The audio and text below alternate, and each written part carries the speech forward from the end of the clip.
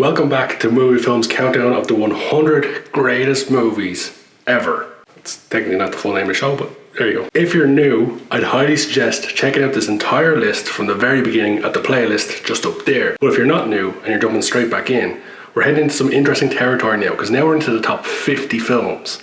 Every film on this list from now on, undisputed, undeniably one of the best films ever made. And let's kick that off with number 50.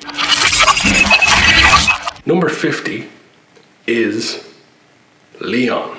Leon is a fantastic film from 1994, written and directed by Luc Besson, who you may know from The Fifth Element, which is a pretty good movie as well. The film stars Jean Reno, Gary Oldman, and a very young Natalie Portman. It's a fantastic movie about a young girl who becomes an assassin's protege after her family is murdered and she's taken in by the assassin, and then ultimately learns how to become an assassin herself, all before Assassin's Creed came along too. So, pretty good. Arguably Luc Besson's best work in my opinion, although I'm sure many would argue Fifth Element is right up there. Leon's a great movie. If you haven't seen it, I'd highly recommend it.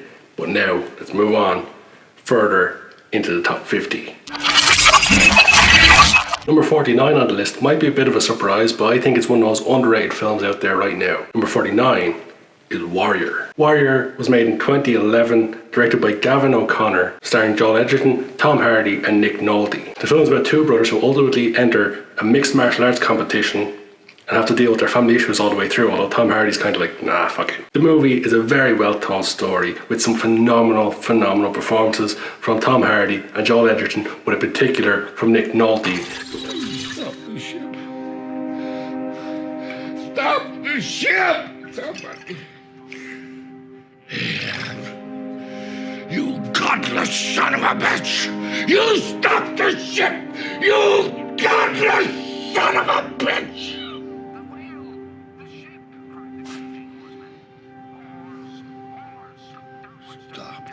Warrior is a great movie and fully deserves its place inside the top 50 on this list.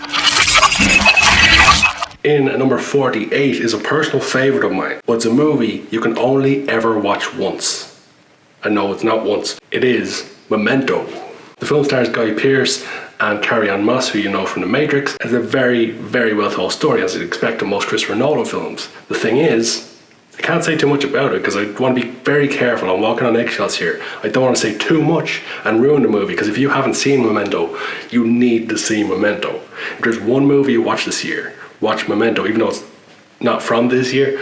It's a very, very good movie with a unique twist and a very interesting story behind the editing on it. Great film.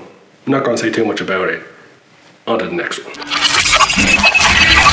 The next movie on the list, number 47, is a great movie. It could be argued that the next movie on the list redefined this genre, or maybe even decimated this genre by being so good that no other movie could hold up to it in that genre.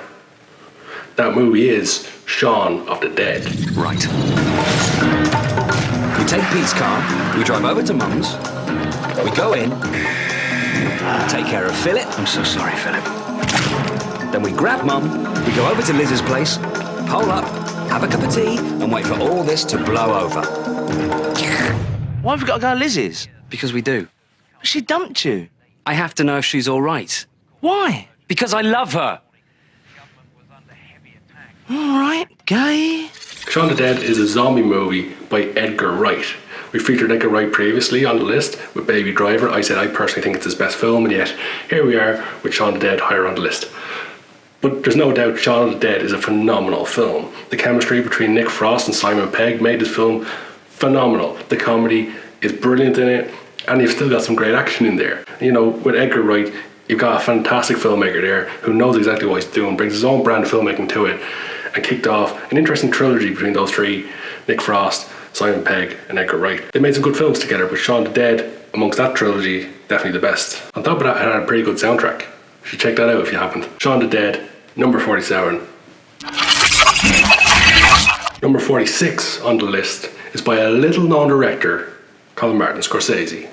That movie is The Departed. As you would expect with most Martin Scorsese films, The Departed is a phenomenal story. On top of that, you've got a star-studded cast, including Jack Nicholson, Leonardo DiCaprio, Matt Damon, Mark Wahlberg, the list goes on. I don't need to tell you how good Scorsese is as a filmmaker.